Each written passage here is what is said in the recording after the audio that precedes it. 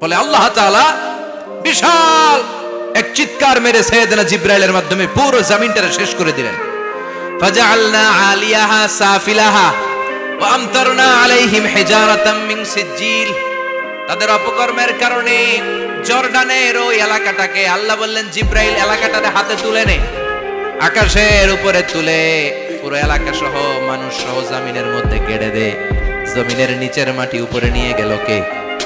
উপরের মাটি নিচে নিয়ে গেল কে? পুরো জায়গাটা এখন ডেড সি হয়ে গেছে। কি সি? ডেড সি নাম শুনেন নাই বোধহয়? আজকে শুনে রাখেন, এটারে বলে মৃত সাগর। এটা গজবের জায়গা, ওখানে মানুষও ডুবে না।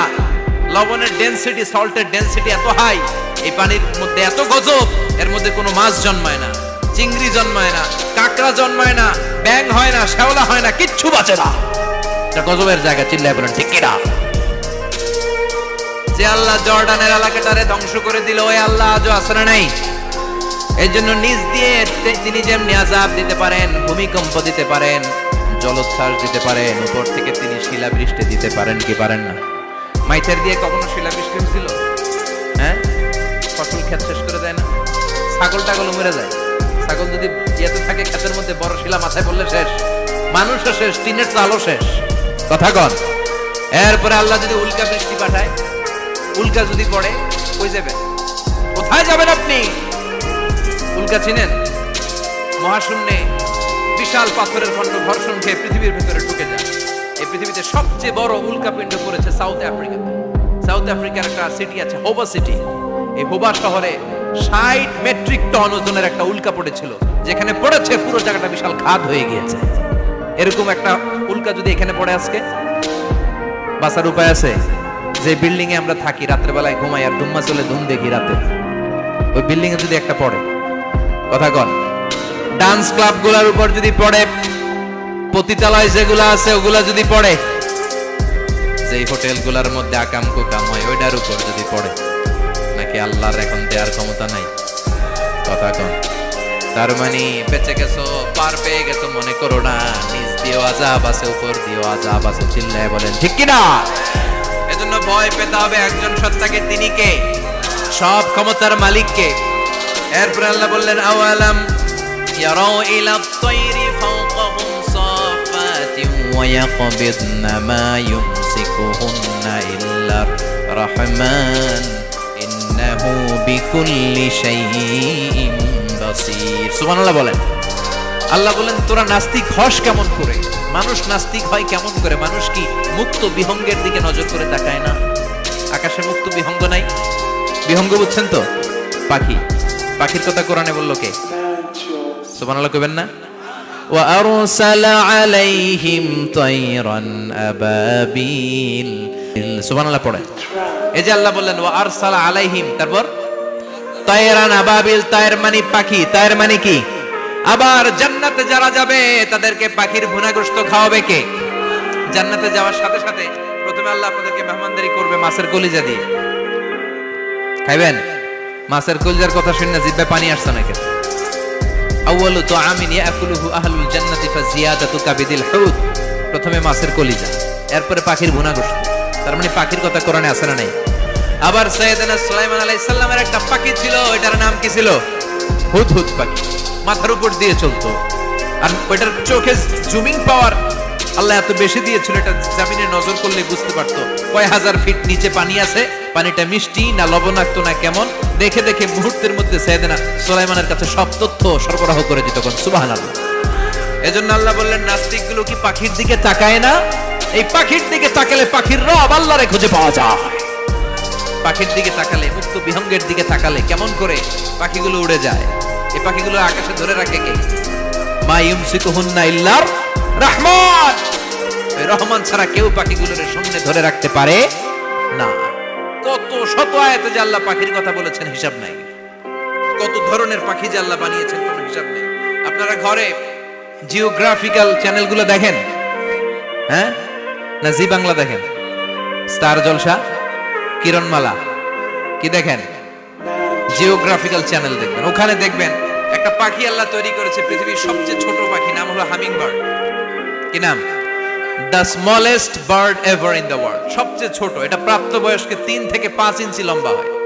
এটার পূর্ণ যৌবন এটা লম্বা কতদূর? 3 থেকে 5 ইঞ্চি। এটা প্রতি সেকেন্ডে ডানা ঝাপটাতে পারে 80 বার। কয়বার? আমাদের ডানা আছে না 2টা, আপনি আপনার ডানা 1 সেকেন্ডে কয়বার ঝাপটাতে পারবেন? হ্যাঁ, আমি ঝাপটাইলাম, কয়টা হয়েছে 1 সেকেন্ডে? হ্যাঁ, 3টা 4টা ঝাপটা দিতেই আমার সেকেন্ড শেষ। কিন্তু এই পাখিটা প্রতি সেকেন্ডে তার 2 পাখা ঝাপটায় কয়বার? পৃথিবীর সব পাখি সামনে ওড়ে, তো এই পাখি সামনে যেমনি ওড়ে, এট দ্য সেম টাইম এই পাখি পিছনের দিকে উঠতে পারে। সুবহানাল্লাহ। বাড়িতে যেয়ে বললেন ইউরোপের আল্পস পর্বতমালায়, গুগল করবেন যে আজকে গুগলে লিখবেন যে আলপিন সুইফট একটা পাখি আছে। এই পাখিটা একবার যখন শূন্যে উড়াল দেয়, উড়ন্ত অবস্থায় এটা আকাশে 6 মাস থাকতে পারে। আকাশের মেঘের আপ থেকে পানি খায়, শূন্যে ভেসে বেড়ানো পোকামাকড় ধরে খেয়ে বেঁচে থাকে। 6 মাস পর একবার জমিনে ল্যান্ড করে, নেমে কয়েকদিন থেকে আবার উড়াল মারে, আবার উড়াল মারলে আবার 6 মাস। আলপিন সুইফট। আরেকটা পাখি আছে, অদ্ভুত পাখি, নাম হোমা বার্ড। এই হোমা বার্ড উড়ন্ত অবস্থায় ডিম পেড়ে দেয়, আর ওই ডিমটা জমিনে পড়ার আগেই মাঝখানে ডিম ফেটে বাচ্চা বেরোয়, বাচ্চা উঠতে শুরু করে দেয়। এই পাখিগুলোর কথা কোরআনে আছে না নাই? এজন্য আল্লাহ বললেন আওয়ালাম ইয়ারাউ ইলাত তাইরি ফাওকাহুম সাফাতিন ওয়া ইয়াকবিদনা মা ইউমসিকুহুন্না ইল্লার রাহমান ইন্নাহু বিকুল্লি শাইইন বাসীর। আল্লাহ বললেন নাস্তিকগুলো কি পাখির দিকে নজর করে তাকায় না? পাখির দিকে নজর করে যদি তাকায়, তখন পাখির রব আল্লাহরে খুঁজে পাবে। চিল্লায় বলেন ঠিক কিনা? পাখিকে আরবিতে বললে তয়ের। সবাই বলেন পাখির আরবি কি? বিমানের আরবিও তয়ের। পাখি আরবি যা, বিমান আরবিও। এই পাখি নিয়ে গবেষণা করে বিমান বানাইছে। সুবহানাল্লাহ কইবেন না? আমরা বানাই নাই, আমরা তো খুশাখুশিতে ব্যস্ত, আমরা আছি ফতুয়া নিয়ে ব্যস্ত।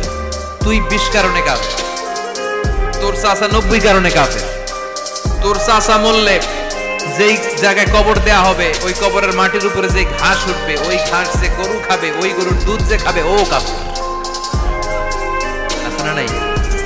খালি কাফের ফতুয়া দেয়। আমরা ফতুয়া নিয়ে রইলাম, আর ওরা সব আবিষ্কার করে ফেললো। উইলবার রাইট আর অরভিল রাইট, এই 2 ভাই 1903 সালে এই বিমান আবিষ্কার করেছে এই আয়াতের উপর গবেষণা করে। আওয়ালাম ইয়ারাউ ইলাত তাইর, ওরা কি পাখি নিয়ে ভাবে না? আমাদের তো ভাবার সময় নেই, আমরা আছি মদ নিয়ে আর নারী নিয়ে আর জুয়াবাজি নিয়ে। চিল্লায় বলেন ঠিক কিনা? এমন অনেক মন্ত্রীদের হোটেল আছে যেখানে পতিতালয়ের আড্ডাখানা। চিল্লায় বলো ঠিক কিনা? মুসলমানরা মদ আর নারী নিয়ে ব্যস্ত, আর ইহুদি খ্রিস্টানরা আমাদের সব ঐতিহ্যকে ধারণ করেছে। উইলবার রাইট অরভিল রাইট গবেষণা শুরু করে দিল।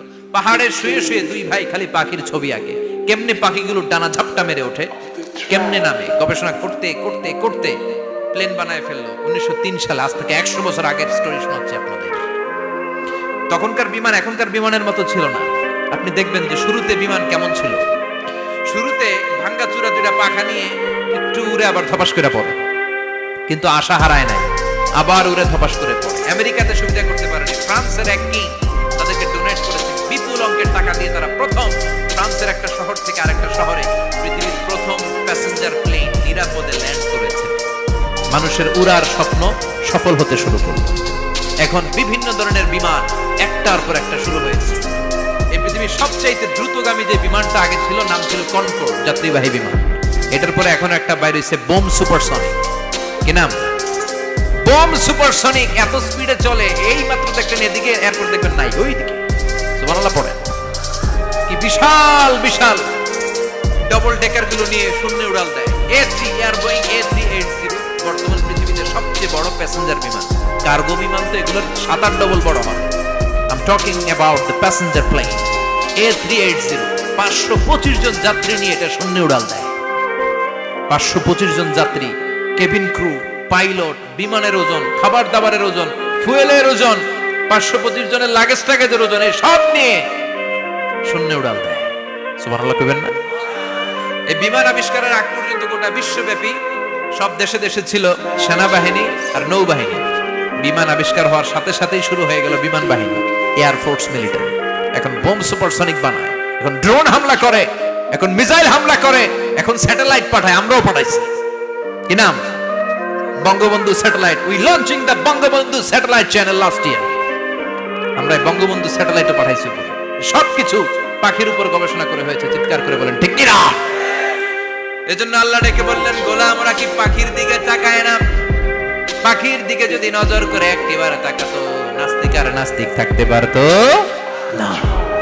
এজন্য নাস্তিকদের জন্য এই সূরার ভেতরে ডোজ আছে, আই ওপেনার আছে। সর্বশেষ আল্লাহ একটা প্রশ্ন দিয়ে এই সূরাটা শেষ করলেন। প্রশ্নটা শুনবেন, শুনবেন সবাই। আল্লাহ বললেন, কুল আরাআইতুম ইন আসবাহা মাউকুম গাওরান ফামান ইয়াতিকুম বিমাইম মাইন। বলো দেখি সবে, শুকাইয়া যদি যায় এই পৃথিবীর পানি, তাহলে হেথায় তটনির ধারা কে দিবে সবারে আনি? কে দিবে আনি? একদিন সকালবেলা ঘুম থেকে উঠছেন, টয়লেটে যাবেন, মুখ ধুবেন, স্কুলে যাবেন, অফিসে যাবেন, কাজে যাবেন, যায় দেখেন টিউবওয়েল চাপতেছেন, পানি নাই। ট্যাপ ছাড়লেন, পানি নাই। চোখের মধ্যে ময়লা, নাকে ময়লা। টয়লেটে যাবেন, পানি নাই। পুকুরে নেমে দেখেন পানি নাই। বিশাল বিশাল মেশিন বসিয়ে মাটির নিচ থেকে ভূগর্ভস্থ পানি ওঠানোর চেষ্টা করলেন, একটা পানি নাই। এক ফোঁটা পানি গোটা বিশ্বে কোথাও নাই। কে দিব পানি আপনারে? পানি সম্পদ মন্ত্রী দিব, ডোনাল্ড ট্রাম্প দিব, শেখ হাসিনা দিবে? কেউ দিতে পারবে? এক ফোঁটা পানি বানানোর ক্ষমতা আমাদের নয়। ঠিক কিনা? পানির বৈজ্ঞানিক নাম হচ্ছে H2O। কি নাম? এই দেশে H2 নিয়ে কত কথা আছে না নাই? হাইড্রোজেনের দুইটা মলিকিউল, অক্সিজেনের একটা মলিকিউল। এই দুইটা গ্যাস, হাইড্রোজেন আর অক্সিজেন, দুই গ্যাস একসাথে মিলাইলে কি হয়? কথা বলেন। মিঠা নদীর পানি। সুবহানাল্লাহ পড়েন। আল্লাহ বললেন, ঘুম থেকে উঠে যদি দেখো পৃথিবীর সব পানিগুলো একেবারে পৃথিবীর নিচে চলে গেছে, কোন মাধ্যম দিয়ে এক ফোঁটা পানির জোগাড় আর বন্দোবস্ত করা যায় না, কে তোদেরকে পানি এনে দিবে? কথা কন। আল্লাহ ছাড়া এক ফোঁটা পানি এনে দেওয়ার মতো ক্ষমতা কারো আছে নাকি? আবার পানি থেকে পৃথিবীর সব কিছুরে বানালো কে? ওয়াজআলনা মিনাল মাই কুল্লা শাইইন হাই আফালা ইউমিনুন। আল্লাহ বললেন, পানি থেকে গোটা বিশ্বের সব আমি বানালাম। সব জীবিত জিনিস তৈরি হয়েছে পানি থেকে। এটা কোরআনের কথা। কার কথা? আর ১৫০০ বছর পর বিজ্ঞানীরা এখন বলছে পানি থেকেই সব প্রাণ এসেছে। সুবহানাল্লাহ পড়েন। বিজ্ঞানীদের রিসার্চে এসেছে পৃথিবীর সর্বপ্রথম যে প্রাণীটার উৎপত্তি, এটার নাম নাকি অ্যামিবা। কি নাম? It's a very small unicellular organism in the world. এককোষী শৈবাল অ্যামিবা এসেছে পানি থেকে, ওদের কথা। তারপরে এসেছে জুপ্লাঙ্কটন, ফাইটোপ্লাঙ্কটন, ব্যাকটেরিয়া প্লাঙ্কটন, একটার পর একটা ডেভেলপ করেছে। সব এসেছে পানি থেকে। পানি নাই তো কিচ্ছু নাই। পানি হচ্ছে প্রাণের ব্লুপ্রিন্ট। চিল্লায় বলেন ঠিক কিনা? পানির মধ্যে সব প্রাণের অস্তিত্ব রেখে দিয়েছে কে? আবার ফলের মধ্যে আল্লাহ পানি দিয়ে বললেন, আন্না সাবাবনাল মাআ সাব্বা। যেখানে যতটুকু পানির দরকার, রসের দরকার, সব রস দিল কে? ক্ষীরার ভিতরে পানি আছে না নাই? কলার ভিতরে, আপেলের ভিতরে, তরমুজ, তরমুজ তো পুরাই পানি। কথা কন। ডাবের ভিতরে কে দিল? নাকি আমনে বানাইছেন? কেউ বানাতে পারে? এই পানিগুলো দিল কে?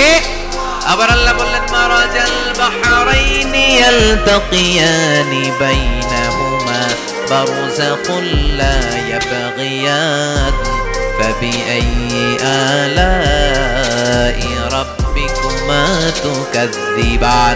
দুই দিকে সাগর বয়ে যায়, একদিকে এলোনা পানি, একদিকে মিঠা পানি, একসাথে সাগরটা বয়ে যায়, কিন্তু মাঝখানে এমন ব্লকেজ, একটার পানি আরেকটার সাথে মিশে না, আটকায় রাখলো কে? দেখছেন আপনারা কোথাও এটা? কই দেখছিলেন? গোয়ালন্দ, বুড়িগঙ্গার এখানে একসাথে পানি বয়ে যায়। এই জায়গায় পানি, এই জায়গায় পানি মিলে না, মিশে না। দাউদকান্দির এখানেও আছে, মিশে না। এর কারণ এই পাশের পানি, এটা ডেনসিটি হাই, বেশি ঘন, এটা ডেনসিটি লো, এটা পাতলা। এটা টেম্পারেচার হাই, এটা টেম্পারেচার কম। এটা লবণ বেশি, এটা লবণ কম। দুইটা দুই পানি একসাথে বয়ে যায়, একটার সাথে আরেকটা মিশে না। এই কারিগরটা কে? চিল্লায় বলতে হবে কে? সেজন্য আল্লাহ বললেন, গোলাম পানি দিয়ে আমি বানালাম, পানি ছাড়া বাঁচবি না। এজন্য সব জায়গায় পানির ব্যবস্থা করে দিয়েছে কে? আবার বেশি পানি হলেও মরার ব্যবস্থা আছে না নাই? সাইয়েদনা নূহ আলাইহিস সালামের কওমকে বন্যা দিয়ে ধ্বংস করেছে কে? এজন্য পানি চাইবো কার কাছে? কথা কন। আল্লাহ মেঘ দে পানি দে, ছায়া দে রে তুই আল্লাহ মেঘ দে। সবাই পড়েন না? তার মালিক একজন, তিনি কে? চাইতে হবে কার কাছে? সব ক্ষমতার মালিক কে? নাকি আমরা? আমরা ক্ষমতার মালিক আর জীবনে কোনোদিন বলবেন মানুষ সকল ক্ষমতার উৎস, এই কথা কোনোদিন বলা যাবে? সকল ক্ষমতার একচ্ছত্র নিরঙ্কুশ মালিকানা একজনের, চিৎকার করে বলতে হবে তিনি কে? বিপদে আপদে সবসময় আমরা তার কাছে চাই, তার কাছে ফিরবো। আল্লাহ আমাদের সবাইকে কথাগুলো বুঝে আর আমল করার তৌফিক দান করুন। আরো জোরে পড়েন আমিন। আল্লাহর আদেশে দেহে ঢুকে আল্লাহর আদেশে বের হয়ে যায়, ঠিক কি না? এই যে ছোট্ট বাচ্চাটার দেহের ভিতরে যে রূহ ঢুকলো, কে দিল? 120 দিনের আগে মানব শিশুর দেহের ভিতরে কিন্তু রূহের ফুৎকার হয় না। সহিহ বুখারীর বর্ণনা 40 40 40 340 কত কথা বলেন? প্রথম 40 থেকে নুতফা, তারপরের 40 হয় আলাকা, তারপরের 40 হয় মুদগা, sperm drop, blood clot and then the little flesh. ছোট্ট নাপাক পানি ছিলাম, শুক্রাণু ছিলাম আমরা। কি ছিলাম? শুক্রও ছিলাম না, শুক্রাণু, শুক্রের অণু। এক ফোঁটা শুক্রের মধ্যে 20 কোটি অণু থাকে, ওই 20 কোটির একটা ছিলাম আমি আর আপনি। সুবহানাল্লাহ বাড়িতে গিয়ে বললেন। ডিম্ব আমরা ছিলাম না, আমরা ছিলাম ডিম্বাণু। ডিম্বের এই ডিম্বাণু আর শুক্রাণু দুইটা মিলে আল্লাহ আমাদেরকে বানায় ফেললেন জাইগট, সেখান থেকে এমব্রয়ো, তারপরে আস্তে আস্তে ইনিশিয়াল স্টেজগুলো শেষে একটার পর একটা স্টেজ পার করে তিনি আমাদেরকে বানালেন আলাকা, সেখান থেকে মুদগা।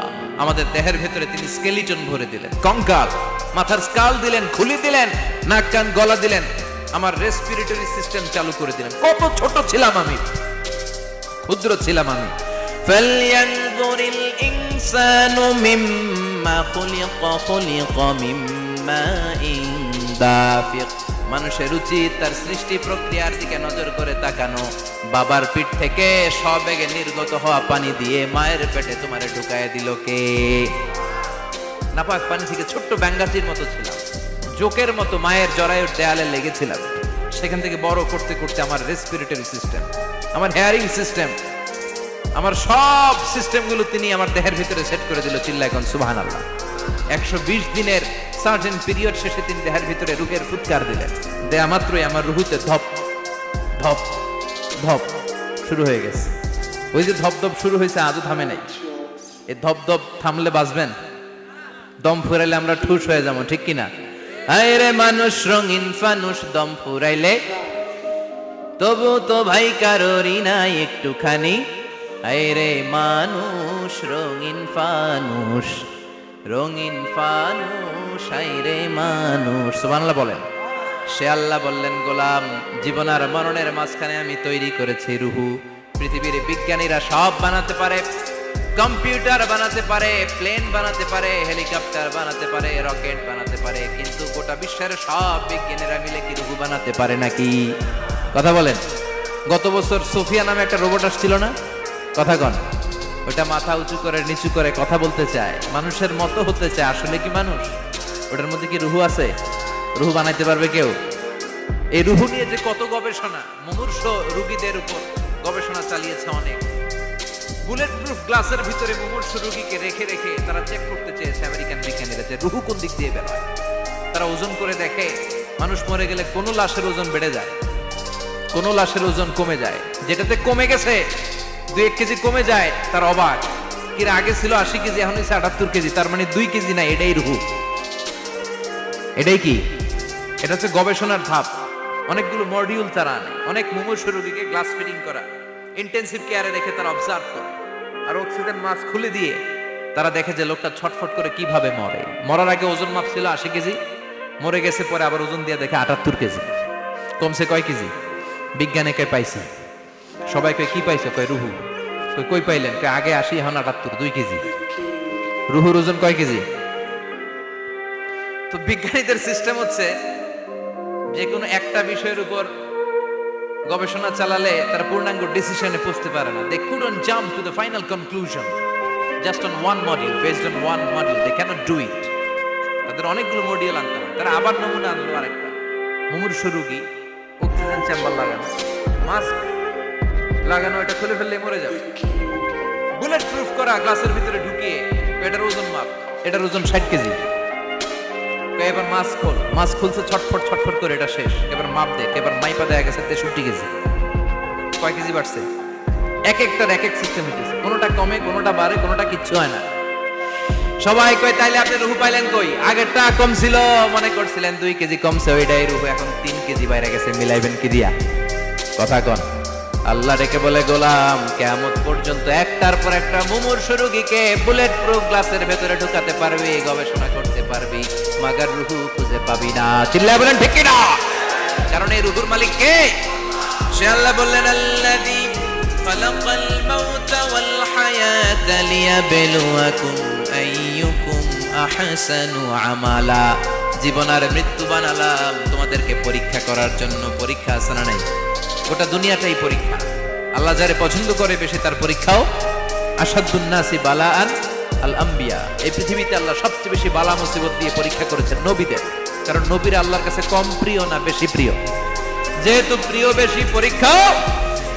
এজন্য মুমিনের উপর যদি পরীক্ষা আসে, মুমিনের উপর যদি অত্যাচার আসে, মুমিনের উপর যদি ধৈর্যের পরীক্ষা আসে, জেল জরিমানা আসে, মুমিন ওইটারে ভয় পায় না। মুমিন ভয় পায় একজনকে। চিল্লায় বলেন তিনি কে?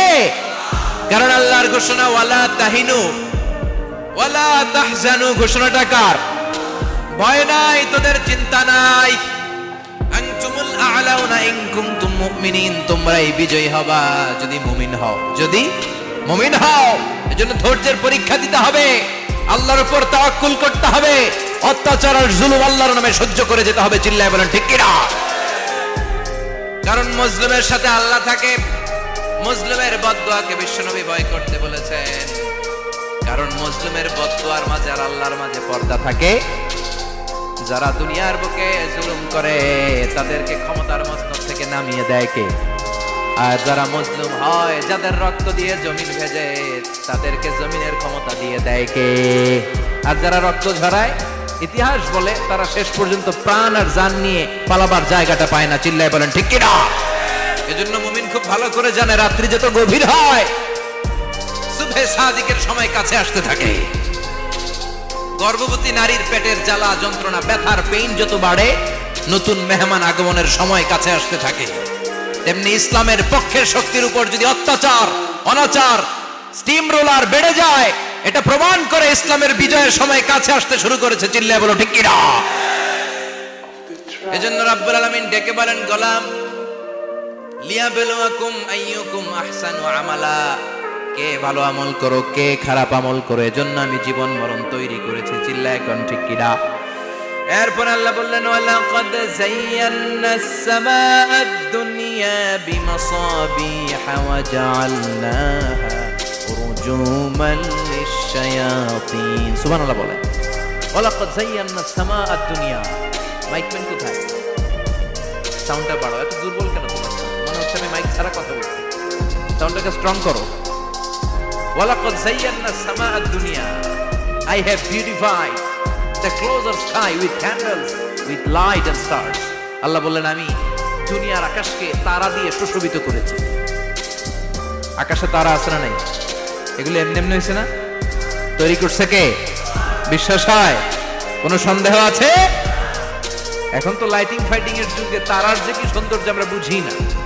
আমরা যখন ছোটবেলা গ্রামে যেতাম, রাতের বেলা তারার মেলা, কি সুন্দর, একটার চেয়ে একটা সুন্দর। শুকতারা, ধ্রুব তারা, সপ্তর্ষি মণ্ডল, 7টা তারার একটা চেইন আছে। চিনেন এগুলো? কি সুন্দর তারা! এগুলো তৈরি করে রেখেছে কে? প্রথম আকাশের মহাশূন্যকে আল্লাহ এই তারকা দিয়ে বিউটিফাই করেছেন। It's a candle. আল্লাহ সাজিয়ে রেখেছেন। আমরা খালি চোখে যেটা দেখি, এটা কিন্তু আকাশ না, এটা প্রথম আকাশ নয়। প্রথম আকাশ যে কত দূরে আমেরিকার নাসার বিজ্ঞানীরাও জানে না। খালি চোখে আমরা যা দেখি, এটা প্রথম আকাশের মহাশূন্য। এর অনেক অনেক অনেক উপরে প্রথম আকাশ। এরপরে দ্বিতীয় আকাশের মহাশূন্যের স্তর শুরু, এরপরে দ্বিতীয় আকাশ। তারপরে তৃতীয় আকাশের মহাশূন্যের স্তর শুরু, তারপরে তৃতীয় আকাশ, একটার চেয়ে আরেকটা বড়। প্রথম আকাশের চেয়ে দ্বিতীয় আকাশ কত বড় বলি, আপনার হাতের আংটিটা যদি সাহারা মরুভূমিতে আপনি ছড়ে ফেলে দেন, পুরো মরুভূমির তুলনায় আংটি যত ছোট, আল্লাহর দ্বিতীয় আসমানের তুলনায় আল্লাহর প্রথম আসমানটা ঠিক তত ছোট। একটার চেয়ে একটা বড়, একটার চেয়ে একটা বড়। সূর্য দেখে আমরা অবাক হয়ে যাই, 9,30,00,000 মাইল দূরে। এই পৃথিবীর চেয়ে 13 লক্ষ গুণ বড়। এটার সানশাইন, আলো আসতে পৃথিবীতে 8 মিনিট 18 সেকেন্ড লেগে যায়। আমরা মনে করছি সূর্যই বড়। আমরা বসে আছি মাইথার দিয়াতে, তাই না? এই জায়গাটার নাম কি? মাইথার দিয়া কি খালি এতটুকু প্যান্ডেলের সমান? কত বড় মাইথার দিয়া! এই পুরো মাইথার দিয়া কোন থানায় পড়ছে? দাউদকান্দি। দাউদকান্দি হচ্ছে কুমিল্লার 16টা থানার একটা, ঠিক কিনা? 16 থানা মিলে কুমিল্লার একটা জেলা। এরকম কয়টা জেলা আছে? 64। এই 64 জেলা মিলে আমাদের সুজলা সুফলা শস্য শ্যামলা ডিজিটাল বাংলাদেশ। কথা কন। আর বাংলাদেশ হচ্ছে পৃথিবীর সবচেয়ে বড় দেশ। হ্যাঁ, 64 জেলা, এরপরে ছোট। যাদের অ্যাটলাস ম্যাপ নিয়ে যাদের ধারণা আছে তারা দেখবেন বাংলাদেশ এই শব্দটা লেখার জায়গাও আমরা পাই না। মানচিত্রে বাংলাদেশ শব্দটা লেখার জায়গা পায় না। বিআরএ উঠে যায় ইন্ডিয়ার উপর, আর ডিএসএচ উঠে যায় আবার ইন্ডিয়ার উপর। মাঝখানের দুইটা অক্ষর বাংলাদেশের উপরে পড়ে। চিল্লায় বলেন ঠিক কিনা? কত ছোট দেশ। পাশের ইন্ডিয়া 20-25 গুণ বড়। ইউরোপ আমেরিকার অনেক দেশ আছে, আমেরিকায় বাংলাদেশের চেয়ে 100 গুণ বড়। কানাডা কয়েকশো গুণ বড়, রাশিয়া কয়েকশো গুণ বড়। এরকম প্রায় 200 দেশ নিয়ে পৃথিবীর স্থলভাগ, আর 70% হচ্ছে শুধু পানি। এই সব মিলে আমাদের এই পৃথিবী। আর এত বড় পৃথিবীর চেয়েও নাকি সূর্য 13 লক্ষ গুণ বড়। তার মানে সূর্যই বড় না, সূর্যের চেয়ে অনেক বড় তারা আছে। সূর্যের পরে পৃথিবীর সবচেয়ে কাছের যে তারা বা স্টার, ওটার নাম হচ্ছে প্রক্সিমা সেন্ট্রাই। নাম কি? প্রক্সিমা সেন্ট্রাই। এরপরে আলফা সেন্ট্রাই এ, আলফা সেন্ট্রাই বি, ইটা ক্যারিনা, বেটেলজিউস, এরকম একটার পর একটা তারা। যেই সূর্য পৃথিবীর চেয়ে 13 লক্ষ গুণ বড়, বেটেলজিউস নামে একটা তারা আছে, ওটা সূর্যের চেয়ে 33 কোটি গুণ বড়। তার মানে কি বেটেলজিউসই সবচেয়ে বড় না? ছোট্ট একটা তারা। এই বেটেলজিউসকে খেয়ে ফেলাইতে পারে এরকম 1000 কোটি গুণ বড় সাইজের তারা আছে না নাই? এরকম কয়েক বিলিয়ন তারা নিয়ে আমাদের গ্যালাক্সি গঠিত। আমাদের গ্যালাক্সি, এটার নাম মিল্কি ওয়ে। এটার নাম কি? আমাদের গ্যালাক্সি। এই গ্যালাক্সিতে আমাদের অবস্থান। এরকম কত হাজার কোটি গ্যালাক্সি আছে আমেরিকার নাসার বিজ্ঞানীরাও জানে না। আমাদের গ্যালাক্সির সবচেয়ে কাছের যে গ্যালাক্সি, ওই গ্যালাক্সিটার নাম হচ্ছে অ্যান্ড্রোমেডা। কি নাম? অ্যান্ড্রোমেডা। আমাদের গ্যালাক্সি থেকে কেউ যদি কাছের গ্যালাক্সি অ্যান্ড্রোমেডাতে যেতে চায়, তার 2.5 মিলিয়ন লাইট ইয়ার্স সময় লেগে যাবে। কথাটা কঠিন হয়ে গেছে, আমি ভেঙে বলি, তারপরে সুবহানাল্লাহ কইবেন। আমাদের গ্যালাক্সির নাম মিল্কি ওয়ে। মিল্কি ওয়ে থেকে যদি কেউ অ্যান্ড্রোমেডাতে যেতে যায়, কত সময় লাগবে? 2.5 million light year. Light year মানে আলোকবর্ষ। আলোর গতিতে যদি ছোটা যায়, 2.5 মিলিয়ন মানে হচ্ছে প্রায় 25 লক্ষ। তাহলে পৃথিবীতে সবচেয়ে দ্রুতগামী যে বিষয়টা আবিষ্কৃত হয়েছে সেটা হচ্ছে আলো। এই যে লাইট মারলে যে ছুটে, এই লাইট প্রতি সেকেন্ডে 1,86,000 মাইল বেগে ছুটতে পারে। 1 মিনিটে না, 1 ঘন্টা না, 1 মিনিটে না, 1 সেকেন্ডে আলো চলে যায় কয় mile? 1,86,000। Could you imagine that? আপনি কল্পনা করতে পারেন? হয়তো মাথা নাড়াইতেছেন। এটা কি কল্পনা করা যাবে? আমার তো তার ছেড়ে যাচ্ছে। 1 সেকেন্ডে নাকি আলো ছুটে 1,86,000 মাইল বেগে। 1 সেকেন্ড শব্দ কইতে তো 2 সেকেন্ড লাগে। কথা কন। এর মধ্যে আলো চলে গেছে 1,86,000 মাইল। তো কোন রকেট যদি আপনি পান, যে রকেট দিয়ে সেকেন্ডে 1,86,000 মাইল বেগে রকেটটা ছুটবে প্রতি সেকেন্ডে, খেয়াল করেন, ঘন্টায় না, মিনিটে না, কিসে? সেকেন্ডে। যে রকেটটা সেকেন্ডে 1,86,000 মাইল বেগে ছুটবে, ওই রকেটটা দিয়ে আমাদের গ্যালাক্সি থেকে আমাদের পাশের গ্যালাক্সি অ্যান্ড্রোমেডাতে পৌঁছতে আপনার 25 লক্ষ বছর লেগে যাবে। সুবহানাল্লাহ বাড়িতে গিয়ে বললেন। এরকম বিশাল বিশাল তারা দিয়ে আমাদের আকাশটারে বিউটিফাই করেছে কে? এজন্য আল্লাহ বললেন, ওয়ালাকাদ যায়্যানাস সামাআদ দুনিয়া বিমাসাবিহা ওয়া জাআলনাহা রুজুমান লিশ-শায়াতিন। আমি এই দুনিয়ার আকাশটারে সুন্দর সুন্দর তারকারাজি লাইটের মতো সেটিং করে সুশোভিত করেছি, আবার এই তারকা দিয়ে আমি শয়তানদেরকে প্রহারও করেছি। সুবহানাল্লাহ। শয়তানদেরকে আল্লাহ তারা মেরে আঘাত করে। সুবহানাল্লাহ বলেন। এরপরে এই সূরার প্রথম রুকুর শেষে আল্লাহ বললেন, ওয়াসিররু কাওলাকুম আও ইজহারু বিহি ইন্নাহু আলিমুম বিযাতিস সুদূর আলা ইয়ালামু মান খালাকা ওয়া হুয়াল লাতীফুল খাবীর। আল্লাহ বললেন, ওয়াসিররু কাওলাকুম, তোমরা যদি গোপনে কথা বলো, আও ইজহারু বিহি, কিংবা স্পষ্ট করে বলো, সব শুনে কে? আপনি যেমনি বলেন শুনবে কে? বলেনই নাই, শুধু মনে মনে ভাবছেন, শুনবে কে? সুবহানাল্লাহ কইবেন না? সাত আকাশের উপরে, আরশের উপরে তার অবস্থান, সাত জমিনের নিচে কোনো গোপনতম প্রকোষ্ঠে, কোনো ছোট্ট বাক্সের ভেতরে যদি কোনো পিঁপড়া, পিপিলিকা নীরবে হেঁটে যায়, আল্লাহ বলে আমি ওই পিঁপড়ার হেঁটে চলার পায়ের আওয়াজটাও শুনতে পাই। এজন্য কেউ যেটা শোনে না, শুনে কে?